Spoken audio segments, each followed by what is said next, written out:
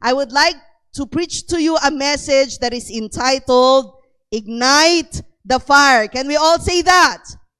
Ignite the fire. Amen. Sounds familiar, right, young people? Sounds familiar because this was your theme to your tribe camp last weekend. And although I did not have a chance to preach with you, but I do have a word that I want to share for our whole church regarding the theme, Ignite the Fire. So pag sinabing Ignite the Fire, pasensya na kayo, medyo bibilisan ko magsalita because I noticed that my sermon notes are quite long, but I'll try to be fast.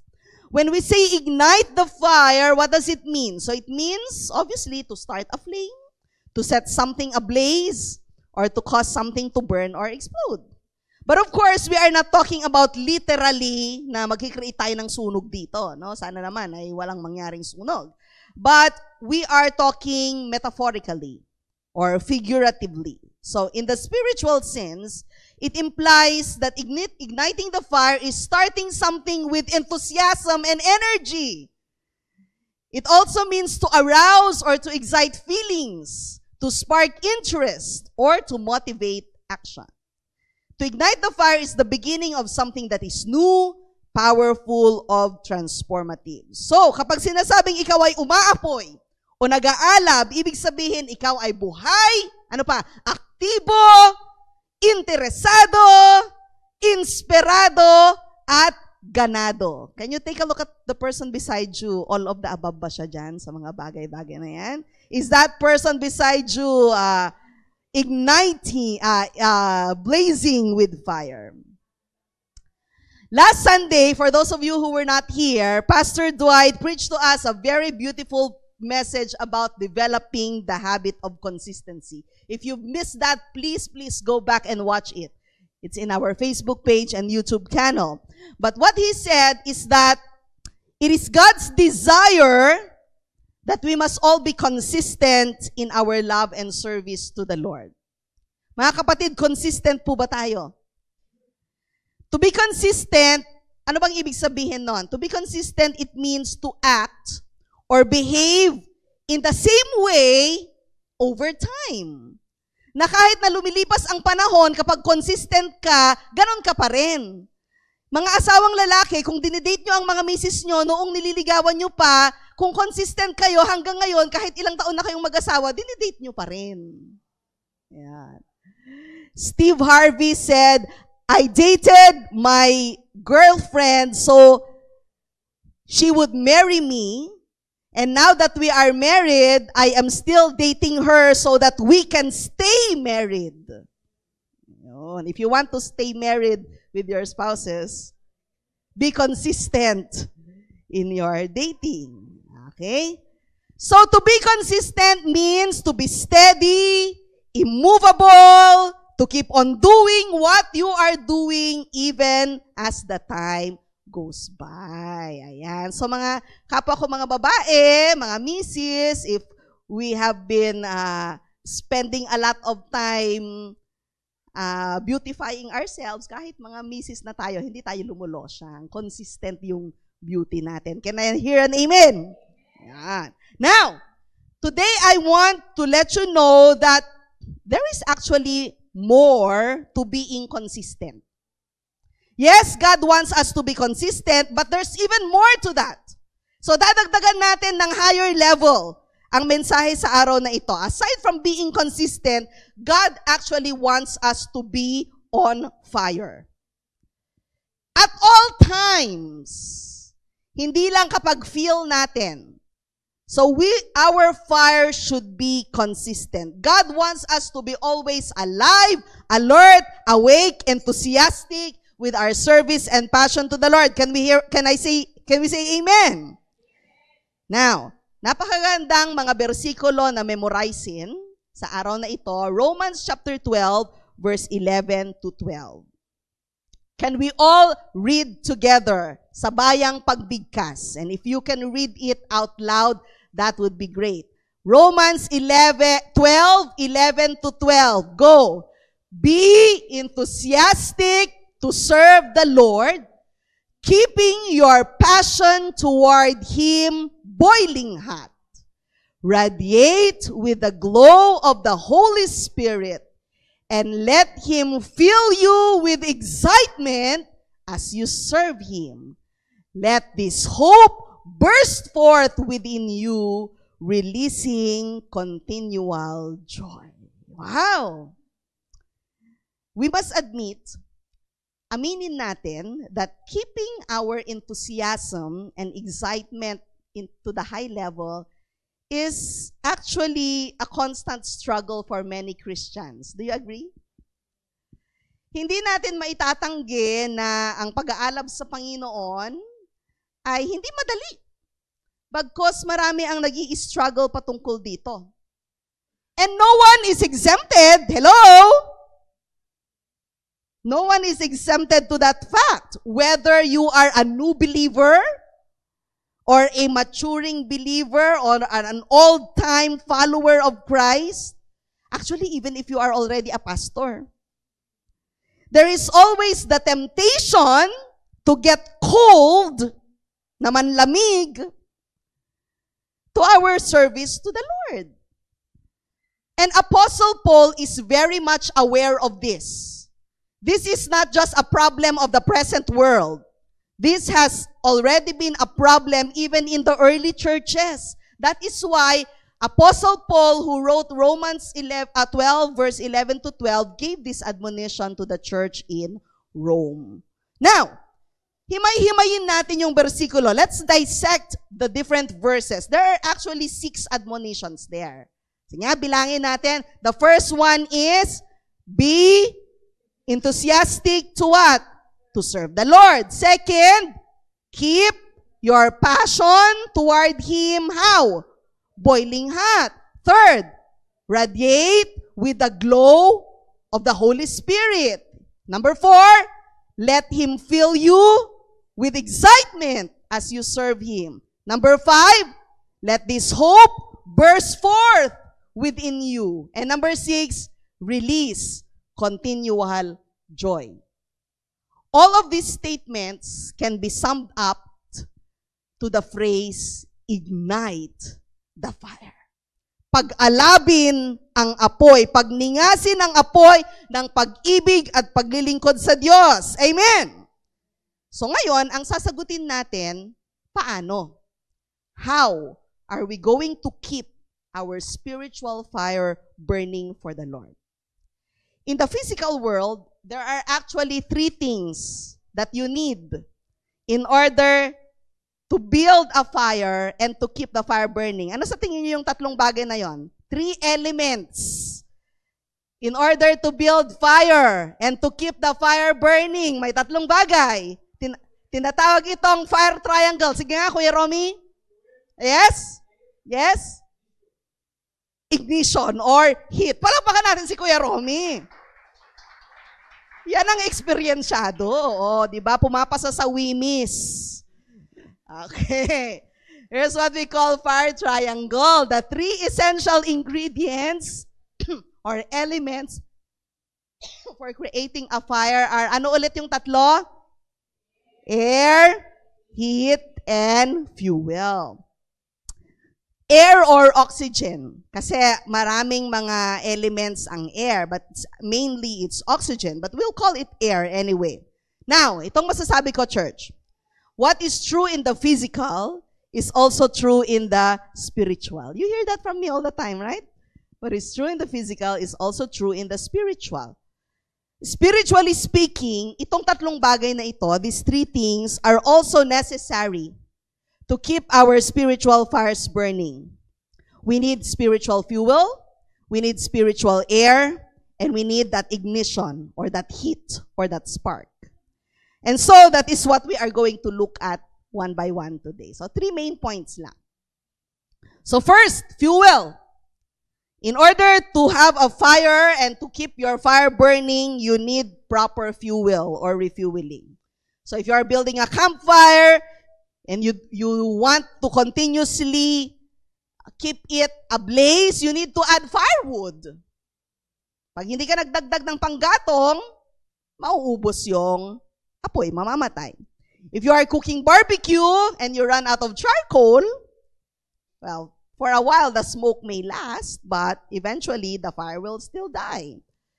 If you are using a gasera, a gas lamp, and you run out of gas or propane or butane, the fire will eventually stop. So fuel is needed to keep the fire continuously burning. Church, in our spiritual life, the fuel supply that will keep our hearts burning, ano sa tingin nyo? Ano yung spiritual equivalent? Ano kaya yung manggagatong sa atin para tayo patuloy na magningas sa apoy? It pertains to the Word of God or the Bible.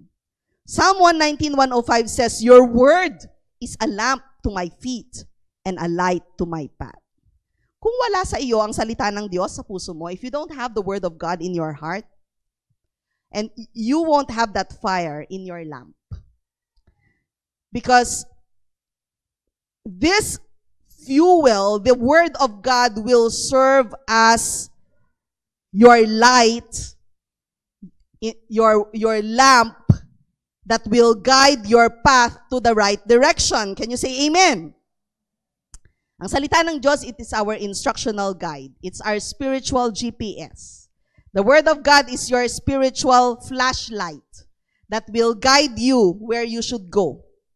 The Word of God is your spiritual battery. Can we say battery? Kumusta ang mga battery nyo ngayon? Low bat?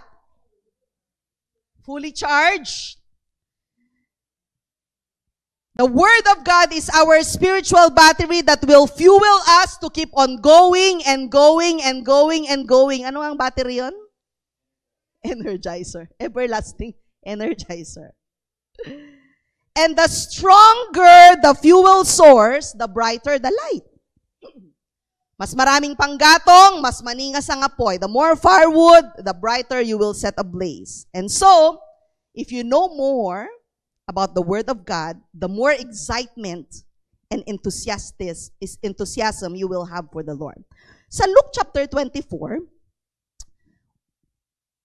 just after Jesus resurrected from the grave, di ba namatay si Jesus? After 3 days, nag-resurrect siya. So just after He resurrected from the grave, nagpakita siya, He showed Himself to 2 disciples who were walking in the road to Emmaus. These 2 disciples did not recognize that it was Jesus who was walking with them. But when Jesus talked to them and opened the scriptures to them, alam mo, sabi sa Luke 24 that their hearts started to ignite on fire. Let us read what it said in Luke 24, verse 32. They asked each other, "Did not our hearts burn within us as He talked to us on the road and explained the scriptures to us?" So nag-uusap ngayon yung dalawang disipulo, nawala na si Jesus, bigla siyang nawala. Tapos sabi nila sa isa't isa, hindi mo ba naramdaman yung nag-aapoy yung puso natin? Habang kinakausap niya tayo at ini-explain niya sa atin yung scriptures, yung salita ng Diyos. So what happened as the 2 disciples were walking on the road, Jesus explained the scriptures to them. This word explained here na ginamit is a word that is very special, and it is normally translated as interpretation. Say interpretation. As in yung spiritual gift of interpretation. How many of you are aware of that gift? The gift of interpretation. Yun. And so, this explanation that Jesus gave them was not a boring lecture na tinutulugan. It was not a boring preaching, but it was an anointed word straight from the Spirit of God. And you know what, church? This kind of explanation and interpretation of the word is what we need that will ignite the fire in our hearts. Are you following, church? Now, this experience that the 2 disciples had experienced is not only exclusive at that time, hindi lang para sa kanila yung experience na yon.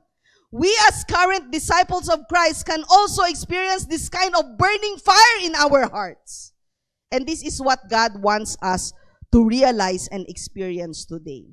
Jeremiah 23:29, sabi doon, "Is not my word like a fire, says the Lord, and like a hammer that breaks the rock in pieces." Dineclare ng Diyos, God declared to us that His word is like a fire. And that the word that Jesus proclaimed to the man in the road to Emmaus was like this. As He spoke to them, the Lord lit a fire in their hearts. So this fire is not only a fire that offers light, but this kind of fire is described like a destructive fire. Consuming fire. Alam nyo ba na ang apoy ang isa sa mga pinaka-powerful na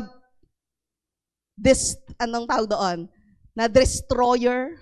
If you want to destroy something, if you want to turn something into ashes, set it on fire. And so, this is the kind of fire that the Lord is talking about. The Word of God is like a fire that is destructive.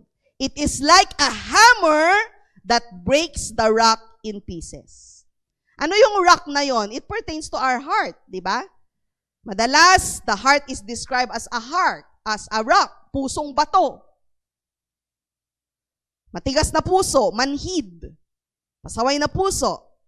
But, this is what the Word of God is saying. Once that kind of heart receives the Rhema word of God, and with a clear spiritual interpretation, the word of God will break even the hardest heart into pieces. Can you say amen? And it will cause this heart to surrender to the Lord. Ang kailangan natin, mga kapatid, na babasag sa puso ng matigas ay ang salita ng Diyos. Parents, if you are disciplining your children, kahit 1,000 words pa ang sabihin mo, pero if you quote verses from the Bible, it's powerful. It will destroy the most pasaway son or daughter. And I am not just saying this because it is the word of God that declares. God Himself declared, "My word is like a fire." Kaya tayo, mga kapatid, matuto tayong mag-quote at mag-declare ng salita ng Diyos. Can we say amen? You see, one characteristic of fire is that it is a powerful tool for destruction. And the word of God is fire. It can kill all spiritual bacteria and germs in your life. It can cleanse you from all impurities. And even more, it can crush the hardest core of your being into ashes. Pag meron kang bagay sa buhay mo na hindi masira-sira, pasira tayo sa salita ng Panginoon. Can we say amen? And the word of God will break our hearts until we become nothing but a fully surrendered heart to the Lord. Palakpakan natin ang Panginoon. Amen! Church, we need to have this same experience today. As we spend time in the Lord and in His presence, let us have a listening ear. Sabi ni Pastora Leah, lahat ng may tenga, makinig. And when we hear the word from the Holy Spirit, allow it to ignite a fire in your heart. Allow it to set us ablaze, let it burn us, crush our spirits, hanggang sa maging malambot ang puso natin. Until we become soft and moldable, so that the hand of God can shape us and transform us into the likeness of Christ. Tandaan nyo, mga kapatid, for the second half of our year, we will be talking about metamorphosis, which means transformation. Our goal for this year is to be transformed into the likeness of Christ. Maging kamukha ni Kristo. So every message that we will hear, yun ang tutumbukin natin, mga kapatid. Amen? And so, this is what God wants us to experience. When we hear the word of God, it transforms us. It crushes us until we become soft. Until we become moldable. Hindi matigas, malambot, nabibend, napapasunod sa shape na nais ng Panginoon sa buhay natin. Can we say amen to that? Amen. Now, even more to that, sabi sa Psalm 39 verse 3, David said, "My heart grew hot within me as I meditated. The fire burned, and then I spoke with my tongue." God's word starts a fire in our hearts. But even more than that, as we move on and take time to meditate on the word, anong sabi ng verse? The flames would even increase until it bursts forth within us. I just want to share to you something. Whenever I prepare a sermon, it actually takes me many hours and many days. And my husband and son are always wondering why I take a very long time in preparing even just an hour of message. Now, here's the reason, guys. Axel and handsome Alibig. The reason for this, that I take so long in preparing a message to preach, is because in the process of my sermon making, I would take time to pause and meditate on the Word of God. And as I meditate on the Word, yung habang nakapos ka, nagme-meditate ka, habang inaaral mo ang salita ng Panginoon, that bursts my heart into flame. And then I get consumed by the fire of the Holy Spirit, and so I linger to that moment. I stay in that moment. I take time. I sit in the quietness of my soul and spirit. And then that is when I would receive the fire of excitement and the enthusiasm so that I could deliver and articulate the word to all of you. Amen?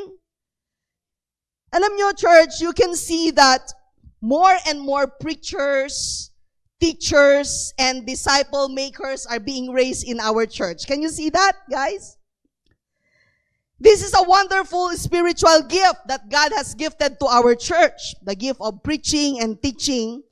Now, let me address you guys, all who are being used to preach, to teach, to exhort. Kayong mga tumatayo dito, kahit nag-exhort lang kayo ng giving, even as you facilitate in your sharing sa loob ng mga small groups ninyo, if you want to be on fire in speaking the word of God, take time to meditate. Without meditation, walang saysay. Papasok dito, lalabas doon. But if we meditate on the word of God, it's going to sink in and cause a fire to be set ablaze. So take time to meditate.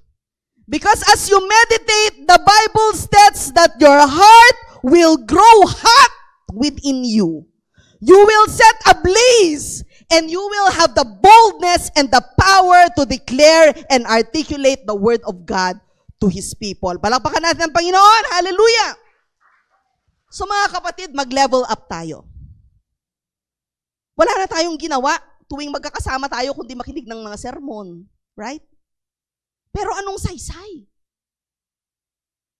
Preaching is the longest part of our program. Why? Because it's essential. Because this is the time for us to set on fire. And as we listen to the word of God, maging katulad tayo ng dalawang disciples, our heart is burning with every word that is being released from the mouth of God. And then, don't stay there. Meditate on the word. Digest it. That's why it's important to memorize. How can you meditate if you don't memorize the word? You have a word that you have memorized and you meditate it in your mind paulit-ulit hanggang sa magningas ang iyong puso. Now, there are different practical ways to fuel our fire with the word of God. What do we do? Hearing the word of God, reading the word, studying the word, memorizing the word, meditating on the word, confessing the word. When we say confess, you confess it with your mouth. You declare it. You recite it. Ano pa? You teach it. You preach it. You exhort it. And then, applying the word, which is the most important. Baliwala lahat ng yan kung walang application of the word. Sa loob ng isang taon, 10 beses kang nag-exhort ng giving, pero nung tinignan ko yung listahan, wala kang binigay ni Kusing. Where's the application of the word? I get hurt by that. Did you know that, guys? I can see your pattern of giving. And how many times did you exhort? And then total giving, 0. Ouch. There is no application of the word. That is just one example, guys. Right? But sometimes we preach and we teach and we exhort. Ang lalakas ng loob natin na mag-advise sa ibang tao. Pero tayo mismo hindi natin nagagawa. Oh, here's the question for all of you. Among all of these, what have you been doing regularly? Take note ha, regularly. To keep your fire burning, you must consistently listen to the word. Faith comes by hearing, and hearing the word of God. Read the word of God. Don't give me an excuse that you don't have a Bible. We have boxes of Bible in the closet. If you don't have a Bible, approach me and I would be glad to give you. Studying the word. Don't just read the word. Study it. Memorize. Meditate. Confess it. I-share mo naman. No? Declare the word of God and apply the word of the Lord. Amen? So the first fuel, we must ignite our fire with the word of God that will fuel us. Palakpakan natin ang Panginoon, mga kapatid. Amen? Thank you, Sir Nino. Ako'y nag-aalab sa init. Point number 2, what is the next? In order to keep our fire burning, we don't only need fuel. Let's talk about the next one, which is air. We need air. A fire will die without air. Did you know that? If you are cooking on a stove and your frying pan was set on fire, Jara, if you're cooking egg and it was set on fire, your frying pan, what's the best thing to do? Don't pour water. Cover the pan with a lid so that there is no fire that will there is no air that will set it ablaze. That's why in our fire drill, ano yung fire drill? What do? We close all doors and windows. Why do we do that? Para hindi pumasok ang hangin. Kasi pag mahangin, lalong magliliyab. Di ba? If you want to increase a fire in your barbecue, what do? Paypayan. Actually, social na ngayon, may mga electrical blowers, may mga battery-operated blower na ngayon. Okay. Now, just as fire will die without air, spiritual life will also grow weak and eventually die if there is no spiritual air intake. Just as air causes bigger flames, our spiritual fire will also grow with more spiritual air. Ano kaya itong air na ito? Church, the air that we breathe is no other than God. But there is a process of breathing. The process of breathing is prayer. Can we say prayer? So a lot of people call it prayer as spiritual breathing. Without breathing and without air in your lungs, you will die. Subukan mo. Kaya mo bang hindi huminga ng 1 minute? Pwede. 2 minutes? Pwede siguro, but I can't. Without prayer in your spiritual lungs, you will spiritually die as well. Ang prayer, ang lifeline natin. It is our vertical connection to God.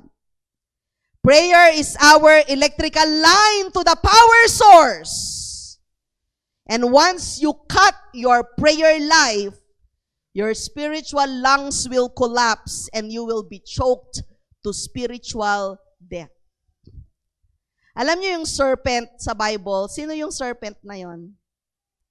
Sino ba yung tinutukoy na ahas madalas sa Biblia? Satan, right?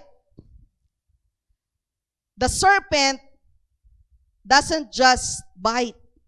Isang gawain din ng ahas ay unti-unti yang gagapang, papalibutan ka, lalong-lalo na pag ikaw hindi gumagalaw. And what that anaconda will do, it will coil around you and squeeze out the air from your lungs. That is what Satan is doing. Hindi lang naman kumakagat sa Satanas eh.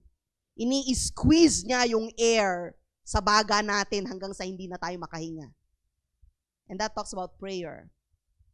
Satan tempts us not to pray so that we will stop our spiritual breathing. Now, just as fuel and air must go together in igniting a fire, we also cannot separate the Word of God and prayer. Can you say amen? These two always go together. Di ba nga sabi ng kanta sa mga bata, read your Bible and pray every day. Magkakambal yan. And you will grow, grow, grow. Whenever we hear the Word of God, we always start with a prayer and end with a prayer. When you are studying and meditating on the Word of God, it's always coupled with a prayerful heart. Dito sa church natin, how many times do we pray? Jessica, so many times, right? We pray so much. Opening prayer. Prayer ng praise and worship leader. Prayer for the tithes and offering. Dali, ang sunod. Prayer for the message. Altar call prayer. Prayer for special requests, closing prayer, and then we pray for the food. Tapos may mga personal, individual prayer requests pa. Pupunta tayo sa isang sulok, mag-pray. May mga prayer sa mga cell groups. May church ministry tayo, we call the prayer warriors. They come early on Sunday mornings to the church just to pray. Tapos magmi-meet yan once a month for the night of fire. Hindi lang yun, may chat room ang prayer warriors. They pray for the prayer requests that you are writing in your offering slips. And then, pag may mga emergency prayers pa, they pray. So we pray all the time. Now, aside from our group and church prayers, we are also encouraged to pray individually and personally, right? Tayo ba nananalangin on our own? At least man lang, no, sa mga bahay natin. Don't miss praying before you eat. Right? And then, don't miss training your children to pray before going to bed. And then we pray when we wake up. And then while we are driving, we pray. Buti pa yung mga marunong magganyan bago nag-drive. Di ba? Gustong-gusto ko yun. I'm so amazed with the jeepney drivers. They would touch the rosary and then do this before they drive. Sabi ko, buti pa sila, naaalala nilang manalangin. I like that habit. I have nothing against that. I have nothing against that actually. Because that is a reminder that we remember God before we drive, before we eat. Right? Now, what is the point of this? Breathing is a constant activity. And just as breathing is constant and regular, praying must also be constant and regular. Diba? Pray without ceasing. Anong ibig sabihin nun? Huwag kayong tumigil manalangin. So whatever we are doing, whether you are at your work or in school, do things with a prayerful heart. Amen. Hallelujah. Praise the Lord. Okay, move on na tayo. So ano yung first? Fuel, which is the Word of God. Air, which is prayer. Third and the last, in order to keep our fire burning, we need heat or ignition or spark. A heat source is needed for the initial ignition of fire. Walang fire without fire itself. Hindi basta magbiglang mag-a-appear ang fire unless kung galing sa langit sa Diyos. But you need a fire source. Now, we know that God is the source of everything. Amen? Hello? God is the source of everything. So, God is the source of fire. And we want that fire to fall on us from heaven. And so, itong heat, itong spark, itong ignition na to, ano ang tinutukoy natin dito? It's no other than the Holy Spirit. Can we say, Holy Spirit? And we all know that one of the symbols of the Holy Spirit is fire. Symbols ng Holy Spirit, dove, oil, and one of them is fire. And there are many examples in the manifestation of the Holy Spirit in the Bible, even in the Old Testament. The Holy Spirit was there through the burning bush. The Holy Spirit was there as a pillar of fire in the wilderness when the Israelites were escaping Egypt. The Holy Spirit was like a consuming fire on Mount Carmel. Yan si Prophet Elijah nung nananalangin siya na isend ni God ang fire from heaven. And the Holy Spirit was the burning coal that purified the lips of Isaiah the prophet. Amen. Now, in the New Testament, before Jesus started his ministry on earth, John the Baptist introduced Jesus as the baptizer who will baptize every believer with the Holy Spirit and fire. Magkakambal yun. Holy Spirit and fire. Basahin natin. Matthew 3:11. John the Baptist said, I will baptize you with water. Diba? Kaya nga John the Baptist, siya yung mga taga-baptize with water. I baptize you with water for repentance.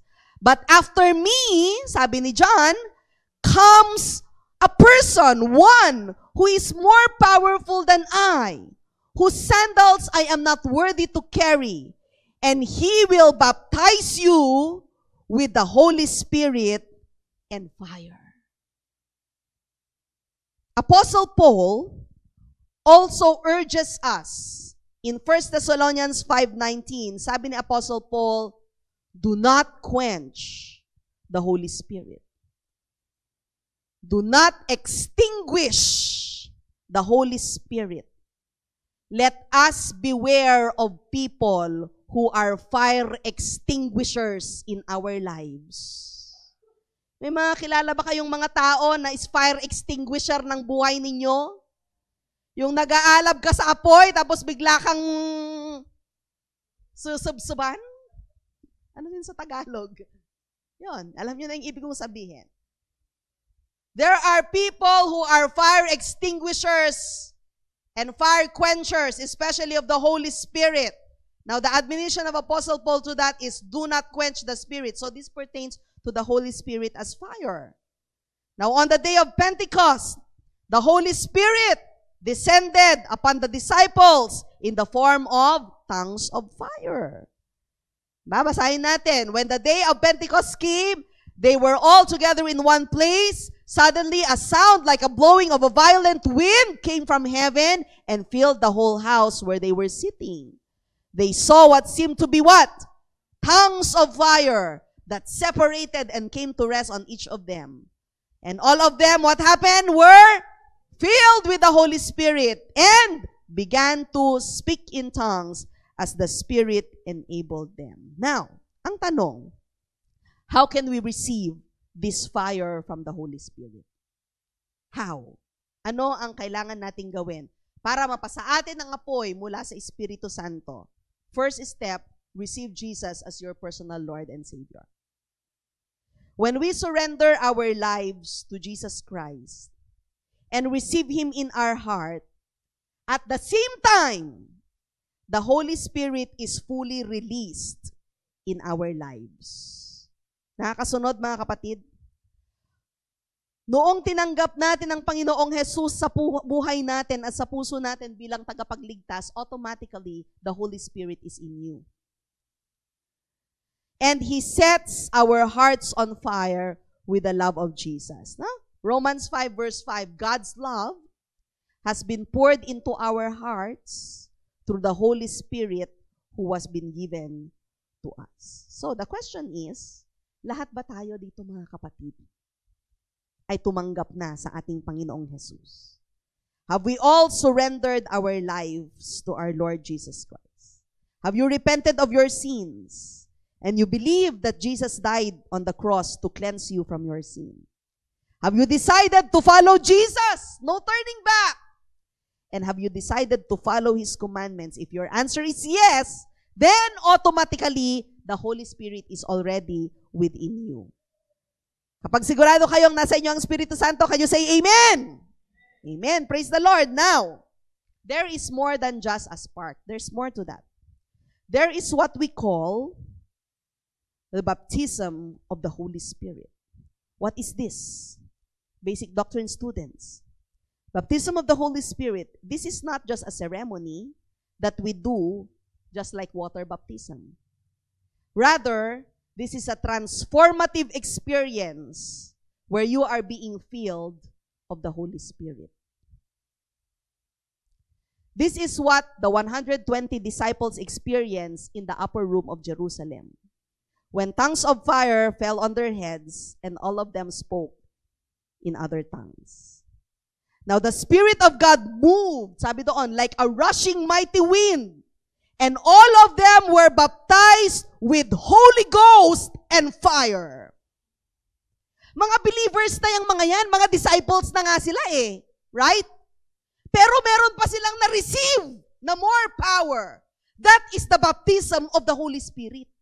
Hindi yung initial na tinanggap mo nung ikaw ay nag-surrender sa Panginoon. There is more to that. Are you following, guys? When you receive Jesus in your heart, yes, the Holy Spirit is in you. But there is even more to that. You get baptized of the Holy Spirit when you receive Him. And what happens? No? It's like a rushing mighty wind. It's like a burning feeling in your heart that causes you to raise your hands, that causes you to tremble, that causes your knees to be weak and get slain and just drop in your knees in prayer and in worship. Yun mga kapatid. And you see, not all Christians experience that. Why not? Because in order to experience that, you need to believe in that first. And second, you need to yearn for it. You need to desire for it. Because if you are doubting, it will not fall on you. But if you are in expectation at gusto mo yon, gusto mong maranasan yon, I want to be baptized in the Holy Spirit, it will come to you. Hindi ipagkakait yon ng Diyos sa iyo. So you need to ask God and be expectant, so that the power of the Holy Spirit will be poured upon you and will rain on you and flood you until you are fully immersed in the Spirit. I am a believer of this. This is a Pentecostal doctrine. Hindi tayo Baptist. Ang mga Baptist, hindi sila naniniwala. Pero tayo, mga Pentecostal tayo, full gospel, we believe in the baptism of the Holy Spirit. Why do I believe in this? Because I myself experience it. And we ourselves in our church experience it. I grew up in a church and in a Bible school that teaches and practices baptism in the Holy Spirit.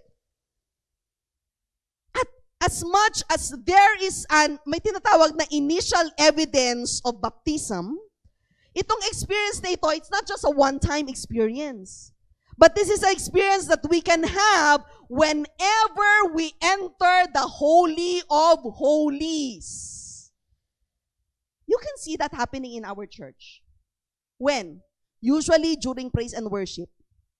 Napansin niyo yon? Sa worship time na, kapag gumanyan na yung worship leader, anong ibig sabihin nito? Free flow worship. Kanya-kanyang worship na.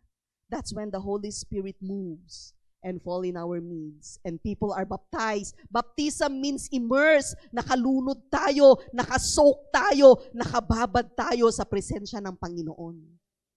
Yun ang ibig sabihin nun. Soaking in prayer is being baptized and undergoing through the fire of the Holy Spirit.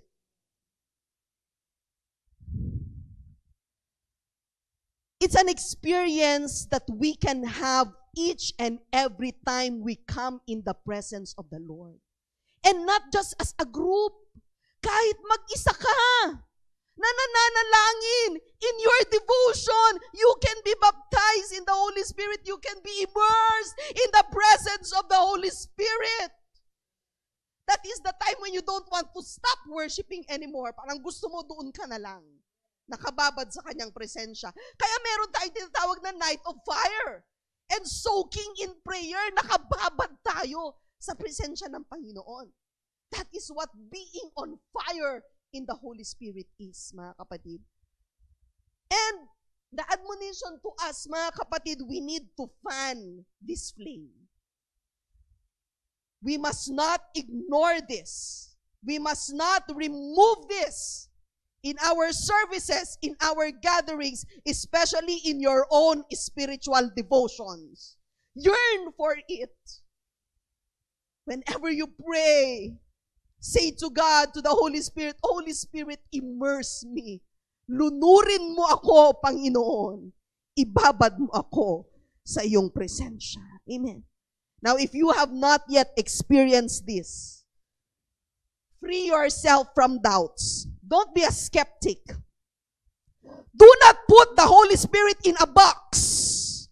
Do not limit the operation and the manifestation of the Holy Spirit. Just like a lot of people do. Sabi ng ibang mga tao, hindi na kumikilos ang Espiritu Santo ng ganyan. Sinong may sabi? Espiritu Santo ka ba? Para magdikta kung paano siya kumilos? You see, believe and claim that once you lay yourself in the altar of the Lord as a living sacrifice, ano ang gagawin sa iyo ng Diyos? Andiyan ka na sa altar, nakalatag ka na. You are now a living sacrifice. Automatically, the Spirit of God will blaze upon you and set you on fire. The problem is, are you laying yourself as a living sacrifice on the altar of the Lord? You see, but baptism in the Holy Spirit is for our own individual benefit. Okay? Para sa sarili natin yon. But, elevate tayo. There is more to that. Huwag tayong hanggang dun lang. There is also what we call the gifts of the Holy Spirit or spiritual gifts. We have an exhaustive list. Marami yan. Gift of, paano na kayo mabasa? Wisdom, knowledge, faith, gift of healing, gift of prophecy, gift of discernment, gift of speaking in tongues, gift of teaching, gift of encouragement, exhortation, gift of giving. Sino ditong may gift of giving? Mag-ingay. Huwag niyong abusuhin. Ano pa? Gift of leadership, gift of administration, gift of mercy. Wow, gusto ko yan. Gift of hospitality, and many more. Ano itong mga gifts na ito? These gifts are not just for our personal benefit, but these are supernatural abilities that are given by God to believers for what? In order to build up and edify the church. To glorify God in His church and to participate in the work of God here on earth. So these gifts are not for personal gain, para ikaw sikat, para ikaw purihin, para ikaw sabihin ang galing-galing mo. No, they are intended to serve in the body of Christ and to demonstrate God's power and love. Youth, ito yung nasa theme verse ninyo. That is what Apostle Paul is talking about in 2 Timothy 1:6. Sabi ni Apostle Paul kay Timothy, "This is why I remind you to fan into flames what? The spiritual gift that God gave you when I laid my hands on you." When Apostle Paul ordained Timothy, his hands he laid on him and prayed for him. And when he laid his hands on him, sabi dito, God gave Timothy a spiritual gift. Kung ano man yung spiritual gift na yon, we don't know what that is. But we know that he was given a gift from the Spirit. Now, Apostle Paul told Timothy to fan into flames, pagningasin, this spiritual gift that God has given him. You see, when we pray for someone, and when we lay our hands on that person, many times, God uses the laying of hands to bestow spiritual gifts. Those who agree, say amen. Pag nilay hands natin ng isang tao na fully surrendered kay God, madalas, ginagamit yung moment na iyon for God, the Holy Spirit, to bestow gifts to that person. There is power in prayer and in laying on of hands.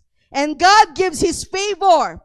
God grants spiritual gifts. God gives spiritual authority to be passed on from the pastor to the believer.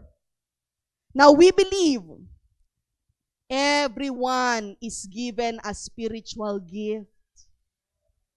Yang katabi mo, may spiritual gift yan.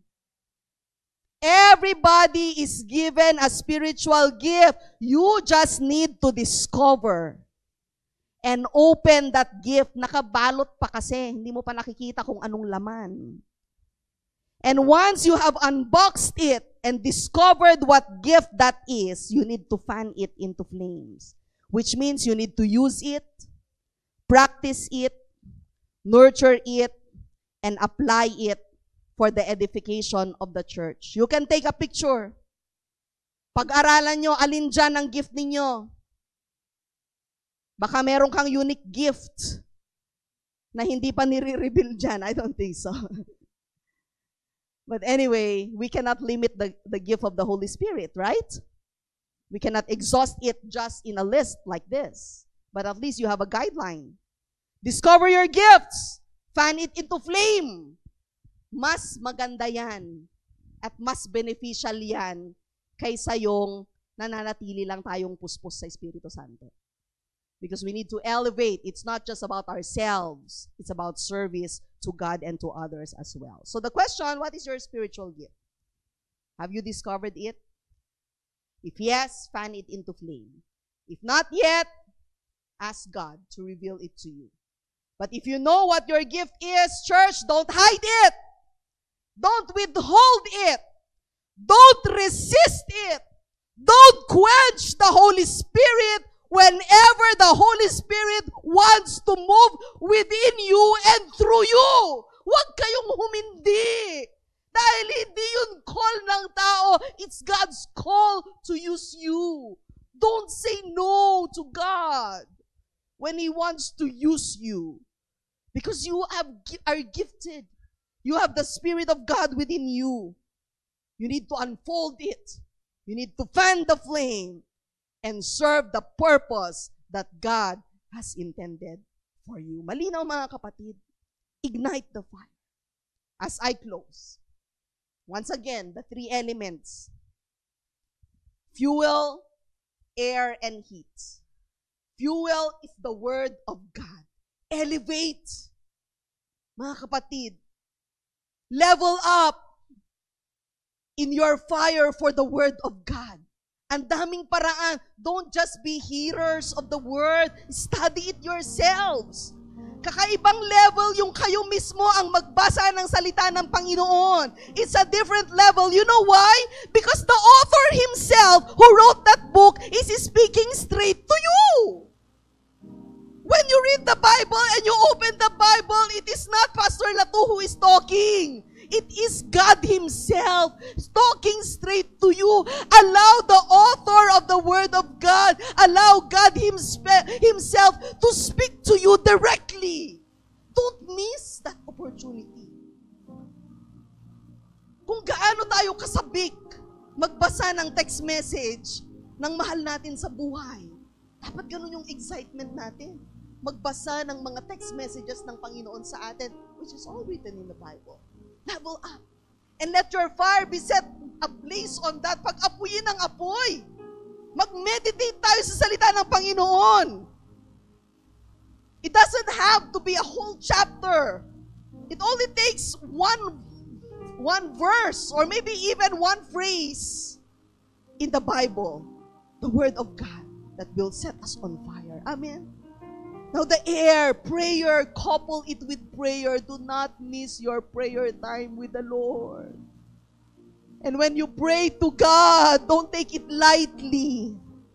Take it seriously. Communicate with God. And third, the heat, the Holy Spirit.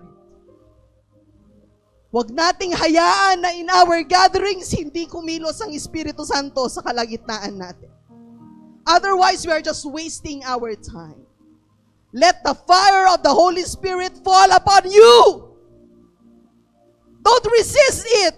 God wants to fill you with the power of the Holy Spirit. The only problem is you are doubting. You are ignoring. You don't want to receive. You would rather go out. You would rather do something else than be immersed in the power of the Holy Spirit. That is what we do. Church, magmadali tayo. Pag time na dumako sa altar ng Panginoon, we should be rushing to the altar of the Lord because that is the time for the fire to fall down upon you. Church, this is the word of the Lord today. Again, He says, be enthusiastic to serve the Lord. Keep your passion toward Him boiling hot. Radiate with the glow of the Holy Spirit. And let Him fill you with excitement as you serve Him. Let this hope burst forth within you, releasing continual joy. Let us all stand in our feet. Hallelujah. Music team, if you could just lead us, hallelujah, in a song of worship. Glory to God. Who among you wants to be on fire for the Lord, church? Amen. Oh, it's not time anymore to be lukewarm. We need to be boiling hot in our passion for God. This is the word of God today. Be enthusiastic. Be excited. Be burning in your passion. Let our prayer be more of you, O God, more and more of you. Hallelujah. Now is the time to respond to the word of God and say, here I am, Lord. Here I am, Lord. Set me on fire. Set me ablaze, O God. O Lord, we, your children, are here. We lay ourselves on the altar of your throne, O God. Nilalatag namin ang aming mga sarili sa iyong altar as a living sacrifice. We are yours, O God. And Lord, as we lay ourselves in your altar as a living sacrifice, set us on fire, O God. Set us ablaze, O Lord. Let the power of the Holy Spirit manifest, O God, in our midst. Grant grant us spiritual gifts, O Lord, and help us discover these gifts, O God, in our lives. Help us serve our purpose, O God. What is it that you want us to do, O Lord, for your kingdom? Use us for your glory, O Lord. Use us for your glory. And for us, O God, who already know our gifts, let us fan the flame, O Lord. Oh God, may we have more zeal and more passion in our service for you, O Lord. Oh, pag-apuyin mo kami, Panginoon. Hallelujah. As we sing the song, as we worship, the altar of the Lord is open. For those of you who have not received the baptism in the Holy Spirit, now is the time. Desire it. Yearn for it.